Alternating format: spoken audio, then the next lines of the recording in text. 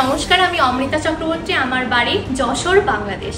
অধ্যয়নরত আছি জেআইএস ইউনিভার্সিটির বিটেক সিএসসি ডিপার্টমেন্টে। এইচএসসির পর আমার ইচ্ছা ছিল দেশের বাইরে পড়াশোনা করার, তো পার্শ্ববর্তী দেশ হিসেবে আমি বেছে নিই ইন্ডিয়াকে।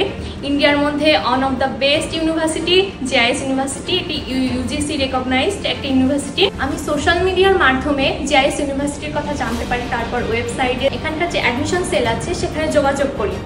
তারপর এখান থেকে আমাকে বোনাফাইড লেটার, অফার লেটার সব কিছু দেওয়া হয়। তারপর আমি ভিসা প্রসেসিংটা কমপ্লিট করে ইন্ডিয়াতে চলে আসি। যেহেতু আমি লেট অ্যাডমিশন নিয়েছিলাম, আমার ফ্যাকাল্টি আমাকে খুবই সাহায্য করেছে। নোটস বা ল্যাব যে কাজগুলো থাকে সেগুলো সব কিছু হাতে ধরে শেখানো যেটাকে বলে, সেটা আমার ফ্যাকাল্টি করেছে। তারা খুবই ফ্রেন্ডলি। আর এখানকার ফ্রেন্ডদের কথা না বললেই নয়, যারা ফ্রেন্ড হয়েছে, আমরা যে ইন্টারন্যাশনাল স্টুডেন্ট বাইরে থেকে এসেছি এটা তো বুঝতেই পারি না, ওরা আমার ছোটোবেলার ফ্রেন্ডের মতোই এখন হয়ে গেছে। এবং এই ভার্সিটিতে কোনো র্যাগিং নেই, এটা অ্যান্টি র্যাগিং ভার্সিটি।